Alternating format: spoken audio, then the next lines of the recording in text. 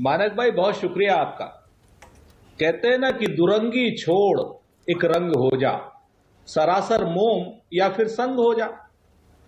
भाई हमारी तो एक मुर्शिदाबाद की हमने उपचुनाव क्या जीत लिया, ममता जी खाम खाम में परेशान हो गई। अरे मुर्शिदाबाद का चुनाव जीता गया है, जनता ने वोट दिया है, इस चीज को ममता जी को समझना चाहिए। और रही बात एचएमबी की, तो हमने बचपन में कैसेट रिकॉर्डर कंपनी होती थी मानक भाई, एचएमबी हिज मास्टर्स वॉइस। हमने वो हिज मास्टर्स वॉइस कलकत्ता से ही बजती थी, लेकिन बजती थी दिल्ली के मास्टर के इशारे पर। तो कहीं एचएमबी तो नहीं हो रहा है।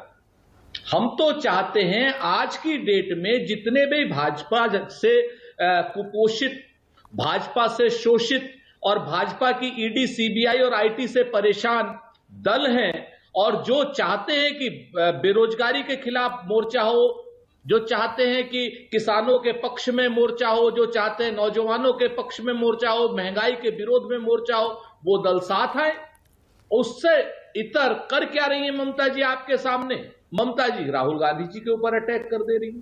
तो ये क्या माना जाए? इसको क्या कहते हैं? ये संयोग है या प्रयोग है?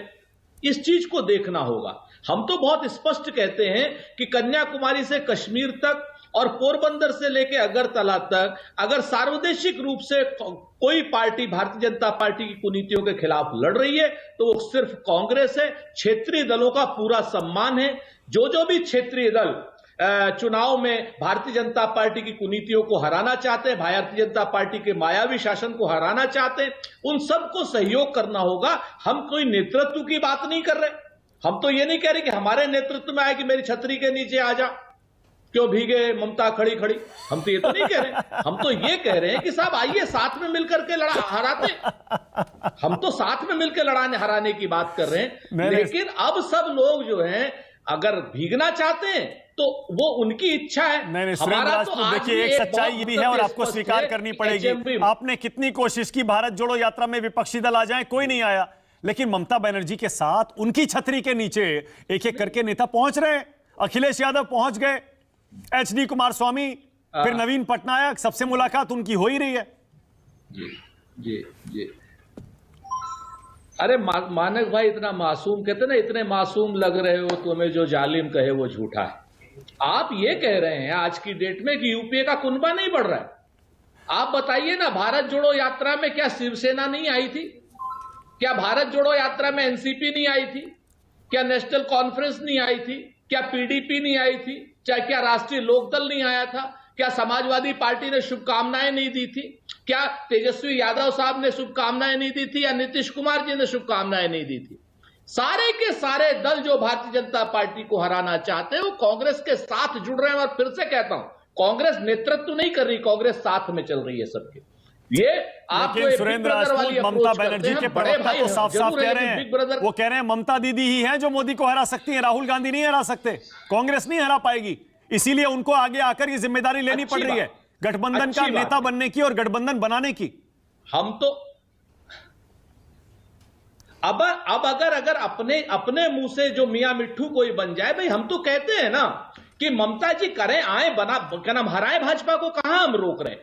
हम तो कहते हैं कि भाजपा को ममता जी हराएं, लेकिन नेतृत्व की बात कहां से आ गई? कांग्रेस ने तो कभी नेतृत्व की बात नहीं करी। आज की डेट में ममता जी अपने दल की नेता है, सक्षम नेता है, बिल्कुल ठीक बात है, हम तो मानते हैं।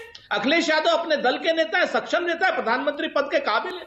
नीतीश कुमार जी अपने दल के नेता है, सक्षम नेता है, प्रधानमंत्री पद के काबिल है। लेकिन प्रधानमंत्री का पद तो जिसके पास संख्या ज्यादा होगी, जब चुनाव होगा उसके बाद प्रधानमंत्री का पद दिखाई देगा। विपक्ष की नेता अपने मुंह अगर बनना है तो ममता जी बने, हमें कहां कह रहे हैं। हाँ, टीएमसी के वो नेता है, कांग्रेस के नेता श्री राहुल गांधी जी हैं। अच्छा, ममता दीदी का प्लान क्या है सुरेंद्र राजपूत? सोनिया गांधी क्या प्लान है ममता दीदी का? आपका विश्लेषण क्या कहता है? आपके अंदर का राजनीतिक विश्लेषक क्या कहता है? क्या प्लान है दीदी का? देखिए, मैं अभी ममता जी के ऊपर कहीं कोई ऐसी बात नहीं कहना चाहता। मैंने सिर्फ इस वजह से उनको जवाब देना पड़ा एचएमवी का कि उन्होंने राहुल जी के ऊपर टिप्पणी की। आप ध्यान से देखें, चाहे त्रिपुरा देख ले, चाहे मेघालय देख ले, चाहे गोवा देख ले, कहीं ना कहीं ममता जी का रोल कंफ्यूजिंग है और उन्होंने जाने या अनजाने में भारतीय जनता पार्टी की मदद ही की है। ये बात अपने आप में सच है। बंगाल के चुनाव के बाद। और यह भी अपने आप में सच है कि बंगाल के चुनाव में कांग्रेस पार्टी ने ममता जी की अपना नुकसान सहकर के मदद की। यह भी अपने आप में सच है। अच्छा, एक चीज हमारा बड़ा नेता बंगाल में नहीं, सुरेंद्र राजपूत, बिल्कुल देखिए, पार्टी के प्रवक्ता पार्टी की लाइन से मजबूरियों से बंधे होते हैं, लेकिन फिर भी आप खरी खरी कहते हैं। आप आज भी आपने खरी खरी कही है। आपने एचएमवी जो कहा वो भी एक बड़ी बात है, बड़ा आरोप है वो भी। लेकिन सुरेंद्र राजपूत, मुझे यह भी समझाइए थोड़ा सा, क्या कभी मोदी वर्सेस ममता, क्योंकि ममता जी कोशिश वही कर रही हैं, क्या यह हो पाएगा? क्या मोदी के सामने अगर तृणमूल कांग्रेस और बाकी कुछ एक क्षेत्रीय दल मिलकर यह कोशिश करें कि ममता दीदी को खड़ा कर दें, तो मोदी वर्सेस ममता लड़ाई आपको होती हुई दिखती है क्या? एक हम लोगों की तरह, हम लोग ठेठ सहारनपुर के आदमी है, क्या नाम मानक भाई, तो हम लोगों की तरफ एक कहावत होती है कि जब बुआ के मूछें होंगी तब तो उसको चाचा कहेंगे ना।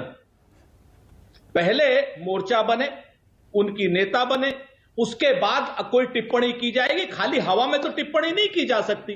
ममता जी बंगाल में एक मजबूत नेता है, इसमें कोई दो राय नहीं है। लेकिन उत्तर प्रदेश में, बिहार में, गोवा में, या छत्तीसगढ़ में, या मध्य प्रदेश में नहीं। लेकिन हां, कांग्रेस चाहे कमजोर हो, चाहे कांग्रेस मजबूत हो, तो अटक में भी कटक में भी, और कहीं ना कहीं अगरतला में भी, कश्मीर में भी, कन्याकुमारी में भी, हर जगह चाहे कांग्रेस के 50,000 वोट हो चाहे 5,000 वोट, हर जगह पर है।